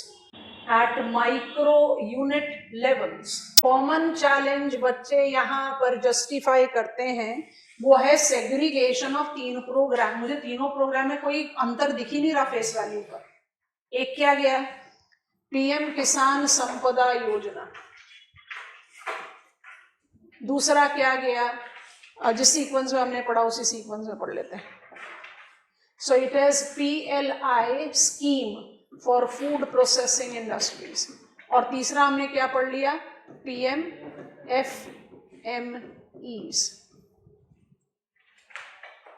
इसको आप apply करो umbrella, इसको आप apply करो time specific, involving small and medium enterprises. आ रही है बात समझ में कि नहीं? And it also incorporates specification of the sectors that will be given incentives। कौन कौन से सेक्टर्स को आप इंसेंटिवाइज कर रहे हो? 4 बताया ना, ready to eat and ready to cook. So you have got a different category. ठीक है, तो it has got specific category. इसमें क्या लिखा, इसको डिकोड करो, क्या है ये, माइक्रो. तो स्मॉल एंड मीडियम यहां पर आ गया, माइक्रो यहां पर आ गया. Have you understood it? और ये किस चीज के साथ जा रहा है? माइक्रो माने क्या, बिल्कुल बॉटम, एकदम इन लार्ज स्केल. तो it is going on with vocal for local और वन डिस्ट्रिक्ट वन प्रोडक्ट. ये की एक्सप्रेशंस है. लिखना तो तीनों पड़ेगा, छोड़ किसी को भी नहीं सकते. अम्ब्रेला है प्रधानमंत्री किसान संपदा योजना. मेगा फूड पार्क स्कीम को 2021 से होल्ड कर दिया. होल्ड करने का मतलब नहीं कि जो ऑपरेशनल है उनको बंद कर दोगे और जो बन रहे हैं उनको खत्म कर दोगे, वो खत्म करेंगे. 41 मेगा फूड पार्क्स इंडिया में इवॉल्व होंगे, but we have implemented it with PLI scheme for food processing industry and PMFME. Difference क्या आएगा? Small and medium enterprises versus micro enterprises. ठीक, स्पेसिफिक सेक्टर, टाइम बाउंड 6 साल के लिए mobilise किया है PLI FPI. और जब आप बात कर रहे हो PMFMS की, तो आप एसोसिएट करें बिल्कुल लोकलाइज्ड एस्पेक्ट. ये की एलिमेंट्स याद रख लोगे, आराम से लिख पाओगे. अल्टीमेटली सबका ऑब्जेक्टिव क्या है? मुझे जीरो वेस्टेज करना है, वैल्यू एडिशन करना है, डिस्ट्रेस सेलिंग को खत्म करना है, फार्मर्स का वेलफेयर एनहांस करना है, मार्केट वैल्यू बढ़ानी है इंडियन एग्रीकल्चर की, एग्रो एक्सपोर्ट को एनहांस करना है, इंफ्रास्ट्रक्चर डेवलपमेंट होगा, एम्प्लॉयबिलिटी बढ़ेगी. I think you are comfortable. तो ये जो की पॉइंटर्स होते हैं इसको अलग अलग कर ले तो फिर बहुत आसानी से हो जाता है. अब लास्ट स्टेप पर आ जाते हैं जल्दी से. पेपर पढ़ना इसलिए जरूरी है क्योंकि सिलेबस में लिखा है, नहीं तो हम आराम से इस सेक्टर को स्किप कर सकते थे. पेपर के लिए कोई मेजर या प्रोमिनेंट डोमेन हम नहीं एसोसिएट करते इन द मैन्युफैक्चरिंग सेगमेंट. ठीक है, जल्दी से बना लेते हैं हेडिंग.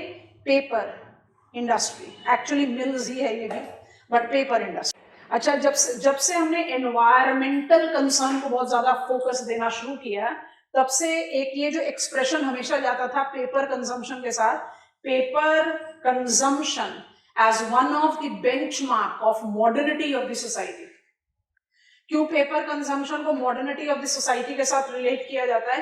क्योंकि paper consumption will be is equal to reading, writing, printing. माने you are generating more and more educated society. और इंडिया का पेपर कंजम्पशन लेवल आज की डेट में भी बहुत ही लो लेवल पर है. 13 किलोग्राम्स, ग्लोबल एवरेज है 57 किलोग्राम्स.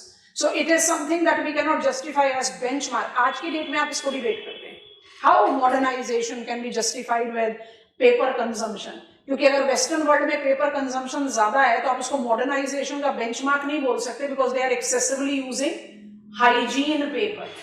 जो कल्चर अब हमारे कंट्री में अर्बन एरियाज में इवॉल्व हो रहा है, earlier it was never there. So that is also the reason that they are consuming more paper. And दूसरा, how it can be the benchmark of modernity when we know that the paper raw material is coming from wood. And it will be leading to, it will be pushing up deforestation, which is a big challenge for the global climate. Her domain से, you know, green के साथ आप associate करते हो carbon, sink आप associate करते हो habitat. So it's all related to ecological disturbances. तो ये एक्सप्रेशन डिबेट किया जाता है, लेकिन फिर भी paper consumption, paper utilization do correlated with literate society. इसको आप कहीं से भी मिनिमाइज नहीं कर सकते. Digitization by default have reduced the requirement of paper in terms of printing, but we still have got the logic that reading books in physical form compared to reading it as Kindle version or other soft version is having both pros and cons. When it comes to newspaper, when it comes on to the other writing and etc, वो तो 1 quarter हो गया. दूसरा quarter किसके साथ जा रहा है? पैकेजिंग. तो जब हम पेपर सेक्टर को डिवाइड करते हैं तो एक कैटेगरी बोलते हैं पेपर, पेपर बोर्ड. एक को बोलते हैं सिक्योरिटी पेपर और एक को बोलते हैं paper that is correlated clearly with नानो से सेल्यूलोजिक रॉ मटेरियल बेस्ड या केमिकल बेस्ड, जो पुअरर क्वालिटी ऑफ पेपर के लिस्ट में चला जाए. पेपर, पेपर बोर्ड सबसे बड़ा कैटेगरी है. राइटिंग, रैपिंग, प्रिंटिंग सब में जाता है वो. सिक्योरिटी पेपर को आप कोरिलेट करते हो स्पेशल ग्रेड पेपर, जो सिर्फ इस कंटेक्स्ट में नहीं जा रहा कि कोई भी बहुत हाई वैल्यूड राइटिंग या प्रिंटिंग चाहिए, जैसे करेंसी नोट हो गया, एडमिनिस्ट्रेटिव या लीगल डॉक्यूमेंट्स हो गए. It also correlate very clearly with the different categories. High quality paper है तो different categories of the hygiene paper. और जो पैकेजिंग में जा रहा है, जिसमें पैकेजिंग कार्टन, बोर्ड्स वगैरह का इस्तेमाल करते हैं. और आज की डेट में it also correlate with false ceiling. Light efficiency को बढ़ाने के लिए under national mission on sustainable habitat, दोनों मिनिस्ट्री के नाम बता दो. NAPCC जल्दी से. National mission for sustainable habitat. Housing and urban affairs and rural development ministry को ले सकते हैं. हाउसिंग एंड अर्बन अफेयर्स का डोमिनेंस है. वो कहते हैं एफिशिएंट लाइटिंग. तो by default that goes up with CFL, that goes up with cleaner sources of energy, more broader window pavement so that natural lights can be there. It also correlate with false ceiling. False ceiling. It is at lower height than the original ceiling, which do incorporate multiple inputs. आप उसमें POPs भी incorporate करते हैं और straw boards भी incorporate करते हैं. हमारे सर के ऊपर straw boards लगे हुए हैं. ये straw boards भी paper industry का product है. आज की डेट में तो यू हैव गॉट दोज से digital and more vibrant references और नोटिस बोर्ड्स, बैनर्स. बट जो एक टिपिकल आपके भी अपने स्टडी टेबल के ऊपर एक नोटिस बोर्ड होगा, वो भी स्ट्रॉ बोर्ड का बहुत अच्छा एग्जांपल है. So I have got big range. और इंडिया के पेपर सेक्टर के बस यही दो प्रोमिनेंट एज है. Number one, that we are engaged in production of every type of paper. And दूसरा, we are having production of paper largely as a cyclic economy. Benefit हमारे पास सिर्फ ये दो है. अदरवाइज पेपर सेक्टर किसी भी पॉइंट पे मेजर प्लेयर नहीं काउंट किया जा सकता when it comes to industries of India. But syllabus में है तो जल्दी से ऐड ऑन करना है. Paper industry quick pointers. Point one is conventional industry. More than a century of history of production of handmade paper. दूसरा pointer, present global share, dash डाल के लिखो, in production approximate 4%, in bracket write down, 15th ranking producer that is fastest growing in global consumption is 5%, rounded off, dash डाल के लिखो, with per capita consumption at 13 kilograms, with the global average at 57 kilograms. ठीक हो गया? Okay. Next pointer. Incorporate diverse raw material that are categorized as cellulosic. Underline करके dash डाल दो और list कर लो, including wood, recycled fiber, agricultural waste, bagasse, jute. ठीक हो गया? अब नेक्स्ट कैटेगरी बनाएंगे chemical, that include sulphite and sulphate. So we are using diverse raw, sulphite and sulphate. अच्छा, नेक्स्ट पॉइंटर लिखेंगे डाइवर्स प्रोडक्ट्स. अंडरलाइन करो, dash डालो, categories बनाना है. कैटेगरी ए होगा paper and paper board, that is general purpose paper for printing, writing, wrapping. Bracket में लिखो including news prints, bracket close करके डैश डाल के लिखेंगे accounts for more than 60% share of paper sector. हो गया?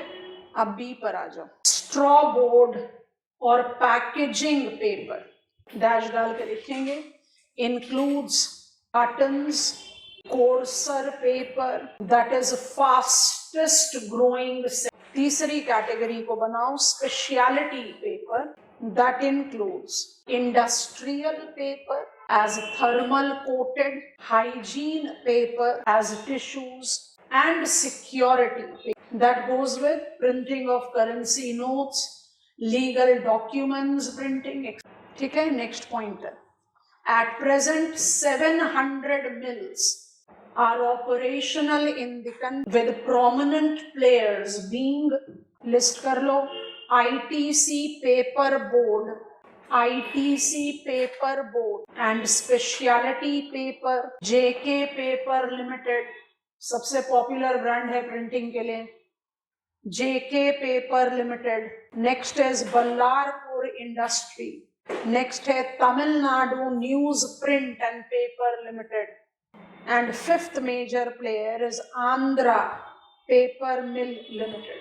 2 मिनट के लिए रुकते हैं। ग्लोबल शेयर इंप्रेसिव नहीं है, ना तो प्रोडक्शन में ना तो कंजम्पशन में, but paper sector is fast growing. Paper sector की स्पेशलिटी जा रही है with diverse products that we are having. Speciality जा रही है that it is an excellent torch bearer of cyclic economy. मेरा जो डाइवर्स रॉ मटेरियल है उसमें मैक्सिमम यूटिलाइजेशन किसका है? एग्रीकल्चरल वेस्ट का। वुड बेस्ड भी है, बट वुड बेस्ड, अच्छा सोचो, इंडिया इज एवर इंक्रीजिंग। माने हमने इसको पढ़ा Indian state of forest report में कि इंडिया अपने ग्रीन कवर को बढ़ाती जा रही है। सिर्फ एक बार, माने जो हमारा पिछला असेसमेंट रिपोर्ट था 2021 का, उसमें भी had UNFCCC putting on a question mark कि ना डेटा मैनिपुलेटेड, ऐसा नहीं हो सकता, otherwise we have never got that controversy ever. तो India is increasing green. Wood based source है अभी भी, तो आप वुड बेस्ड सोर्स में क्या चीज ब्रैकेट में ऐड कर सकते हो? अपनी ऑलरेडी गैदर्ड नॉलेज। जो सेल्यूलोजिक रॉ मटेरियल है, जो प्रिंसिपल रॉ मटेरियल है, इसलिए हम पेपर को एग्रो बेस्ड में लेकर पढ़ रहे हैं। और सेल्यूलोजिक में एग्रीकल्चरल वेस्ट है, जूट है, बगास है, you are having recycled fibre, but उसमें वुड भी है। तो अब वुड तो हम बढ़ा रहे हैं, तो हम डिफॉरेस्टेशन को थोड़ी ना एनकरेज कर रहे हैं। तो वुड कहां से सोर्स? अरे सोशल फॉरेस्ट्री। कौन सा social forestry? Job creation, asset production. काटो मार्केट में बेचो। Tamil Nadu news print and paper limited बहुत अच्छा एग्जांपल है extension farming. It mobilises itself towards attaining wood based. I have got some characteristics जिसको आप डिफाइन कर सकते हो। We are producing paper from different feed stock and we are producing different varieties of paper, और variety of paper को हमने multiply भी किया with increasing market momentum. India 10 साल पीछे जाओ was never a market for hygiene paper, now it is. So there is the increase. 61% share जो है हमारे पेपर सेक्टर का वो पेपर बोर्ड पर जा रहा है, लेकिन जो फास्टेस्ट ग्रोइंग है वो पैकेजिंग पेपर पर जा रहा है। और जो अदर कैटेगरीज है जिसमें आप स्पेशलिटी पेपर की बात करते हो, जैसे थर्मल कोटेड पेपर, तो थर्मल कोटेड पेपर किसके लिए जाता है? इंडस्ट्रियल यूसेज के लिए जाता है। आप स्पेशलिटी पेपर में ऐड कर दो tetra packaging. I hope you are understanding. So there is big range which is going on. तो आप जब डिमार्केट करते हो इस सेक्टर के ग्रोथ में, तो it is growing but definitely is not a main industrial sector in the country. अब 2 पॉइंट के साथ इसको कंक्लूड कर रहे हैं। Principal drivers of the sector, principal drivers of the sector, इसके पॉजिटिव प्रोज क्या है? Number 1 is increasing e commerce and organised retail, enhancing requirement of packaging paper. Number 2 is increasing literacy, thus increasing use of printed material. And finally, number 3, increasing hygiene concern, specifically in urban India, enhancing tissue culture. Okay, final step. What are the challenges associated with the sector? Number 1 is erratic supply of raw material, especially cellulosic, that involves environmental consideration. Number 2 is import dependency. Number 3 is increasing energy price. It's an energy intensive sector. Increasing energy price, bracket में चाहिए तो लिख लो, for production of 1 ton of paper, 52 gigajoule of energy is required, which is significantly high. High price of paper with volatility. Next, outdated techniques. 60% of operational mills,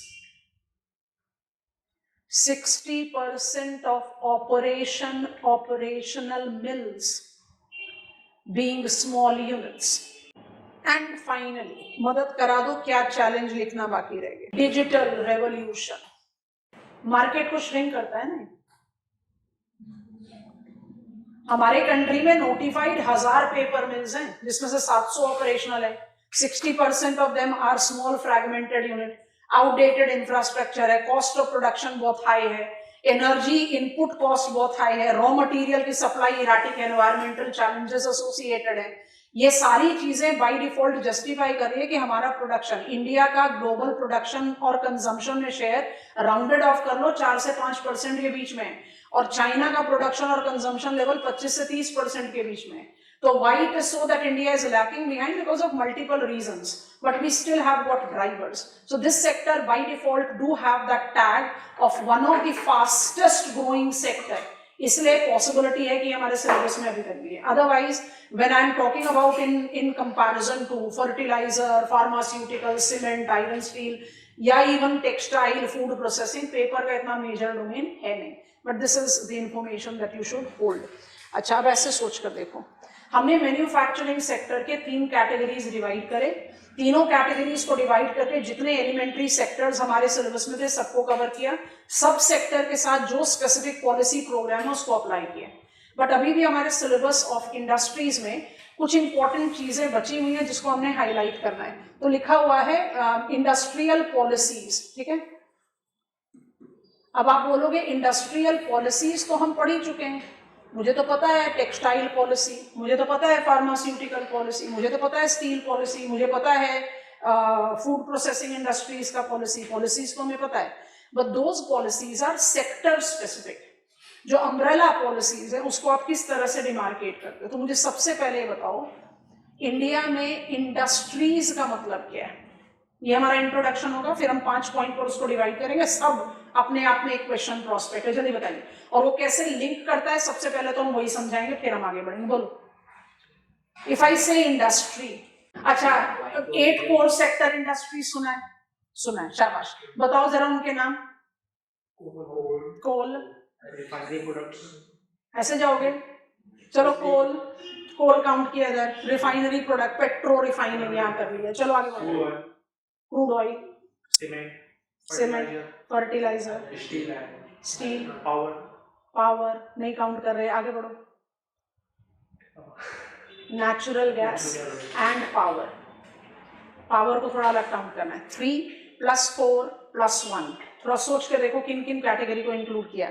coal, natural gas, crude oil. क्या हुआ? Mining. Power क्या हुआ? Electricity. उसके बाद कौन से 4 count किए? Iron steel count किया, सीमेंट काउंट किया, पेट्रो रिफाइनरी काउंट किया और फर्टिलाइजर काउंट किया. वो कहाँ गया? मैन्युफैक्चरिंग. बात समझ में आ रही है? तो सबसे इंपॉर्टेंट चीज, industries in India means mining, manufacturing, electricity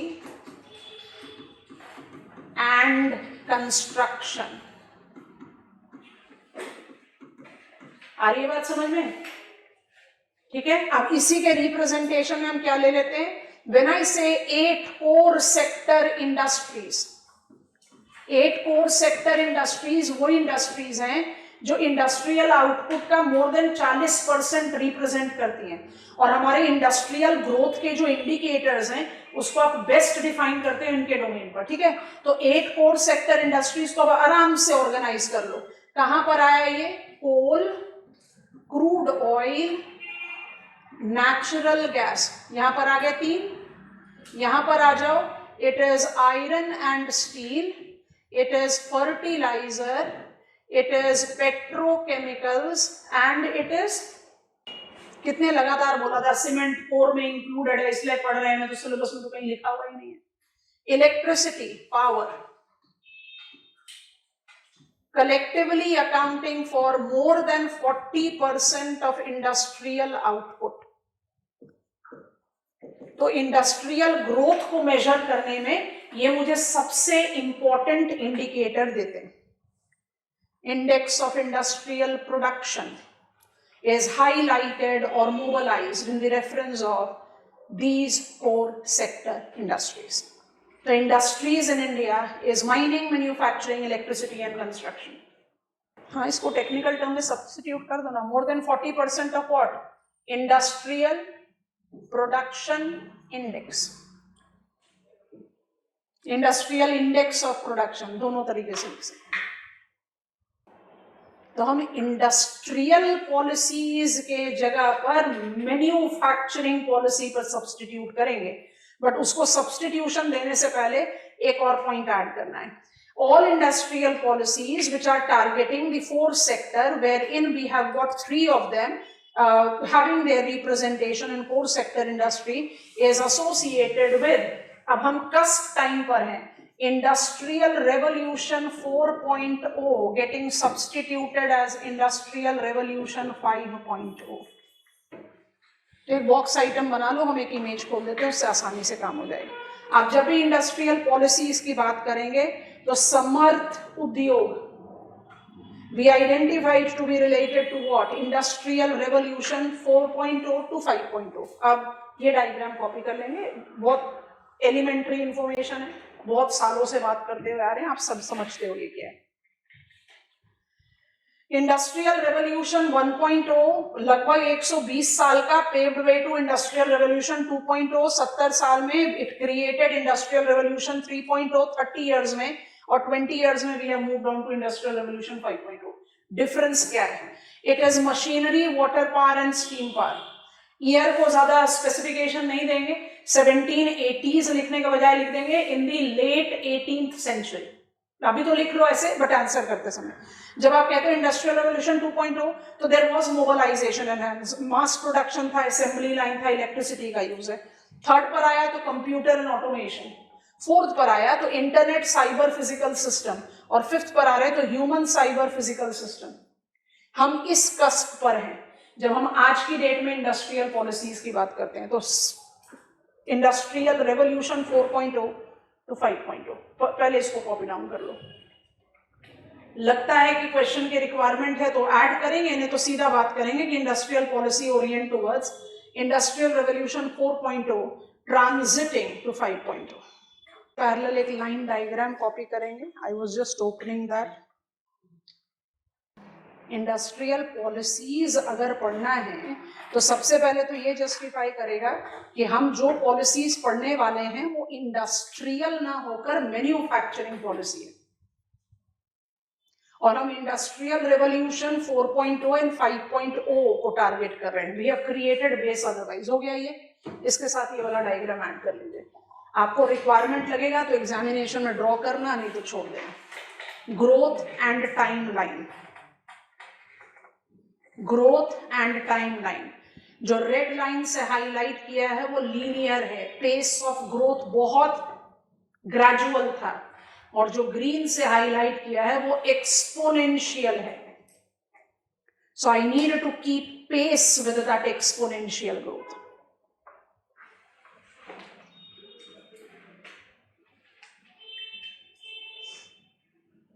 Industrial Revolution 4.0 and 5.0 represent exponential growth, building over 1, 2 and 3 for sure.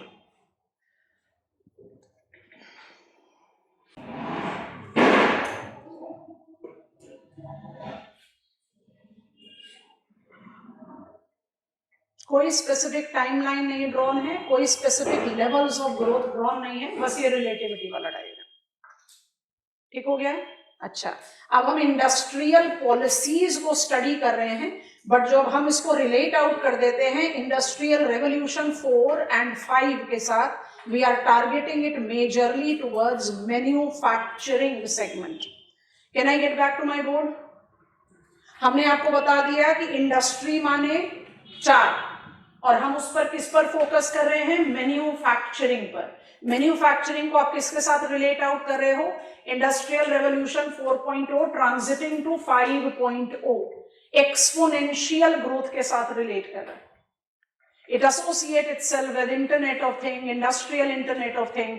जब हम कम्युनिकेशन इंफॉर्मेशन टेक्नोलॉजी बताएंगे, जो हम जाएंगे अब इसके बाद ट्रांसपोर्टेशन सेगमेंट में, will be comfortable with that. अभी के लिए इतना सफिशिएंट है. अच्छा, when I take reference of industrial policies, इसमें ये बेस पॉइंट क्रिएट कर दिया, तो मेरे पास कौन सी? Now I want to supplement the term. So which are the major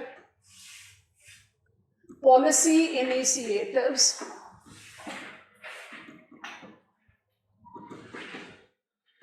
for manufacturing sector in India?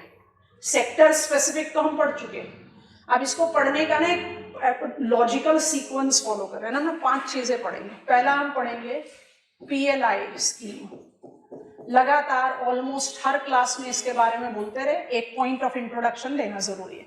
दूसरा फिर हम बात करेंगे MSMEs, MSME से पहले ऐड करेंगे मेक इन इंडिया।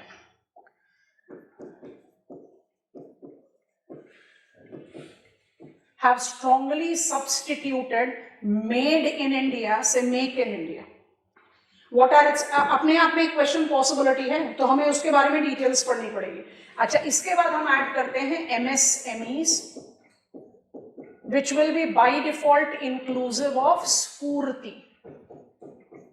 उसके बाद हम ऐड करेंगे NIMZs with industrial townships। और जो सबसे लेटेस्ट एडेड है नेशनल मैन्युफैक्चरिंग मिशन।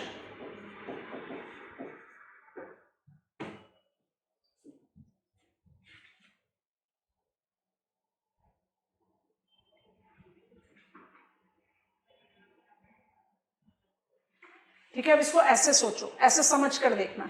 हमने यहाँ पर एक फ्रेम रेडी कर रहे हैं, क्योंकि जब हम इस तरह के क्वेश्चन का आंसर लिखते हैं तो सबसे ज्यादा कंफ्यूजन यही तैयार हो जाता है कि इन सबको आपस में रिलेट कैसे कर दें। तो रिलेट कैसे करना देखना, स्केल को एनलार्ज करते हुए चले जाते हैं। जो सबसे popular example of industrial corridor है वो दिल्ली मुंबई इंडस्ट्रियल कॉरिडोर है, उसके एग्जांपल से पिकअप करते हैं। तो आप मैप ऑफ कंट्री में हैं, आप कहां पर जा रहे हो? Manufacturing, NIMZ national industrial manufacturing zone, industrial corridor 11 है, we have added, we have proposed 12 और, so we will be talking. अपने आप से क्वेश्चन का प्रोस्पेक्ट है। अच्छा, ऐसे इमेजिन करो, ये मेरा इंडस्ट्रियल कॉरिडोर है जो दिल्ली से मुंबई की तरफ जा रहा है, and in Delhi to Mumbai industrial corridor there will be multiple industrial townships which will be mobilised. तो अब दिल्ली तो हम जानते हैं इंडस्ट्रियल टाउन ऑलरेडी है, मुंबई भी जानते हैं। We take a preference of something that will be coming up in between, and mobilised example में we have got a very good case in Gujarat, Ahmedabad, Dholera industrial township. ठीक है, तो क्या करें, दिल्ली से मुंबई आप इस तरह से जाओगे, ये आपका गोल्डन क्वाड्रिलेटरल का अलाइनमेंट ऑफ नेशनल हाईवे है, तो ये राजस्थान होते हुए गुजरात होते हुए फिर मुंबई पहुंचता है। तो मेरा दिल्ली मुंबई इंडस्ट्रियल कॉरिडोर है। इस दिल्ली मुंबई इंडस्ट्रियल कॉरिडोर में हम हाइपोथेटिकली पिकअप कर लेते हैं कि हमने ना मल्टीपल इंडस्ट्रियल टाउनशिप्स डेवलप करने। हर इंडस्ट्रियल टाउनशिप में होगा क्या? हर industrial township will be comprised of basic and non basic function. Basic which makes it earn, तो जो बेसिक फंक्शन होगा वो किस डोमेन में हो सकता है?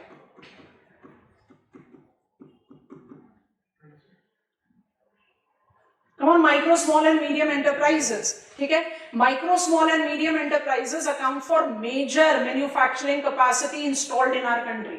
लार्ज प्लेयर बहुत रिस्ट्रिक्टेड है, एमएसएमईज का मेजर रोल है। एमएसएमईज के साथ आप एसोसिएट क्या कर दो, हम उल्टे सीक्वेंस में जा रहे हैं। It is related to the policy initiative as Make in India. It is related to policy initiative as PLI. It is related to policy initiative as National Manufacturing Mission. तो प्लीज अप्लाई करो। Geography तो apply होगी township पे, पर कैसे apply करें? हर industrial corridor में multiple industrial townships हैं।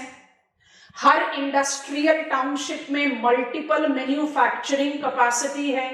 ये सारी manufacturing capacity multiple micro small और मीडियम एंटरप्राइजेस से मिलकर बनी है।